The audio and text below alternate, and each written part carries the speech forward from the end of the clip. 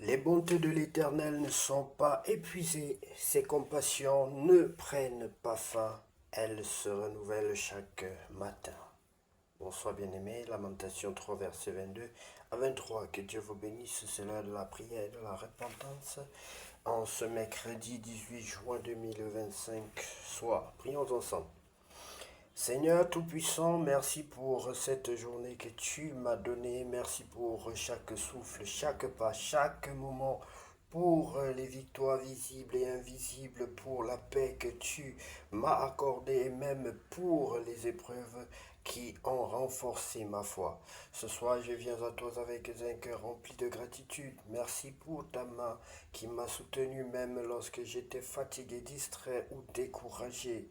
Pardonne mes manquements, les paroles que je n'aurais pas dû dire, les pensées que je n'aurais pas dû entretenir, les gestes que j'aurais dû poser, mais que je n'ai pas fait.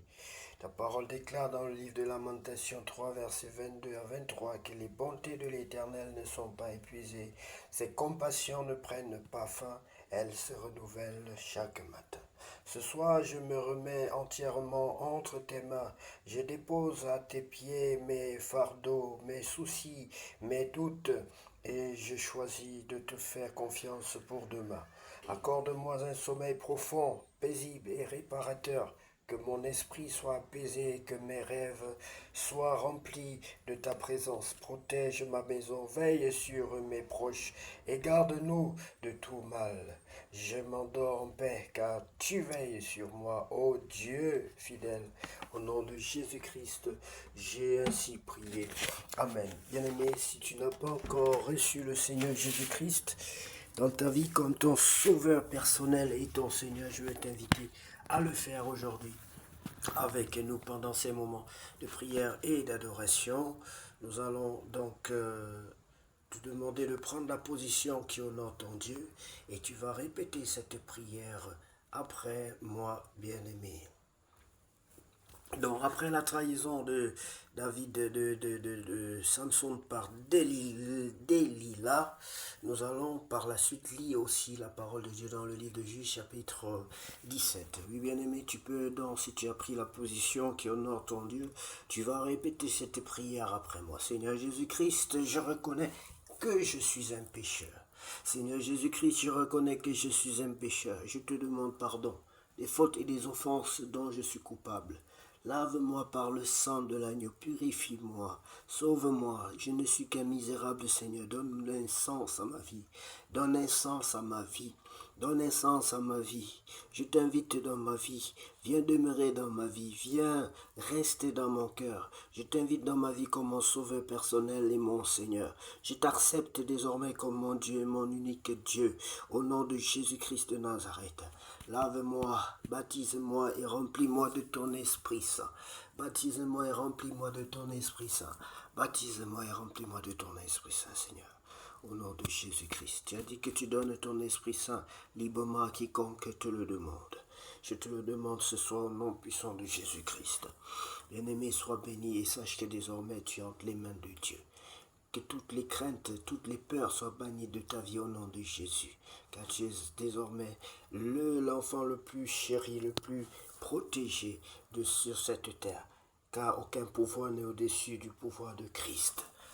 Bien-aimés, que Dieu vous bénisse abondamment. Nous allons maintenant lire la parole de Dieu, c'est la nourriture. On va partager le pain de vie.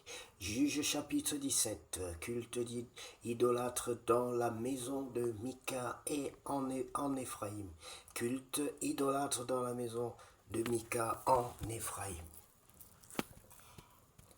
Il y avait un homme de la montagne d'Éphraïm nommé Mika. Il dit à sa mère, les 1100 cycles d'argent qu'on t'a pris et pour lesquels tu as fait des imprécations même à mes oreilles. Voici cet argent est entre mes mains, c'est moi qui l'avais pris.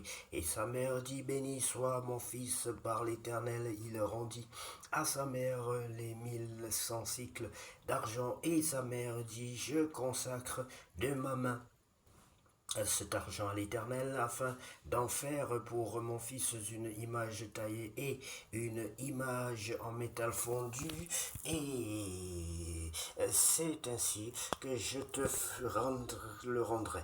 Il rendit à sa mère l'argent, sa mère prit 200 cycles d'argent et elle donna l'argent au fondeur qui en fit une image taillée et une image en métal fondu. On les plaça dans la maison de Mika. Ce Mika avait une maison de Dieu. Il fit un éphod et des téraphim et il consacra l'un de ses fils qui lui servit de prêtre. En ce temps-là, il n'y avait point de rois en Israël. Chacun faisait ce qui lui semblait bon. Il y avait un bien-aimé, quand vous êtes dans un pays où tout le monde fait ce qui lui semble bon, faites attention.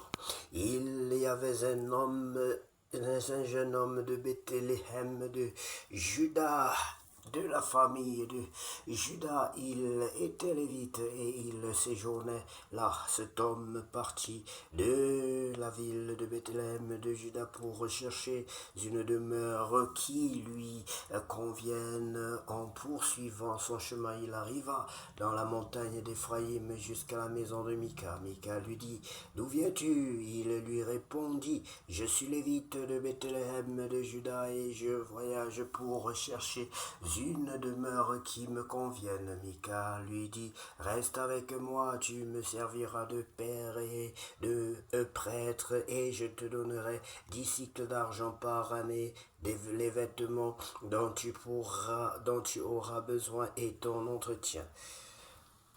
Et le Lévite entra. Il se décida ainsi à rester avec cet homme qui regarda le jeune homme comme l'un de ses fils. Mika consacra le Lévite et ce jeune homme lui servit de prêtre et demeura dans sa maison. Et Mika dit: Maintenant je sais que l'Éternel me fera du bien puisque j'ai ce Lévite pour prêtre.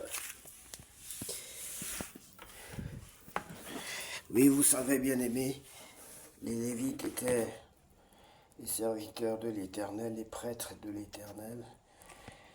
Et vous savez que lorsque vous avez au sein de votre famille ou bien dans votre maison une personne qui est consacrée à Dieu, un serviteur de Dieu, c'est une bénédiction.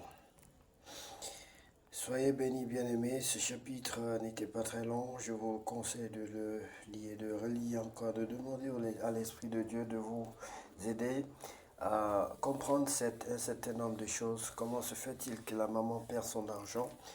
Quand l'enfant en fait qui avait pris cet argent-là présente l'argent à sa mère et dit que c'est lui qui l'avait pris, normalement cet enfant méritait le châtiment. Mais bizarrement, la maman va plutôt l'encourager au point de lui faire une idole. Je crois qu'il y a des révélations là derrière. Et c'est le Saint-Esprit. Posez-lui des questions, bien-aimés. Il va vous aider à comprendre les choses cachées qu'il y a derrière cet enseignement, bien-aimé. L'idole, ça signifie beaucoup de choses. L'idolâtrie, c'est déjà quelque chose que Dieu n'aime pas. Et donc, je ne peux pas vous dire que je maîtrise tout ce qui est écrit ici, même pas un peu, mais l'Esprit de Dieu me guide, me donne le savoir nécessaire. Le pain du jour, comme lui-même il a dit, le pain c'est la révélation du jour, la pensée du jour, la nourriture du jour, la connaissance, la paix, la joie, l'amour du jour. Bien-aimés, que Dieu vous bénisse et que cette nuit soit la plus précieuse, la plus belle de toutes les nuits déjà passées sur cette terre. Au nom de Jésus-Christ de Nazareth, nous avons ainsi prié. Amen. Je sais ta parole dans mon cœur. Je sais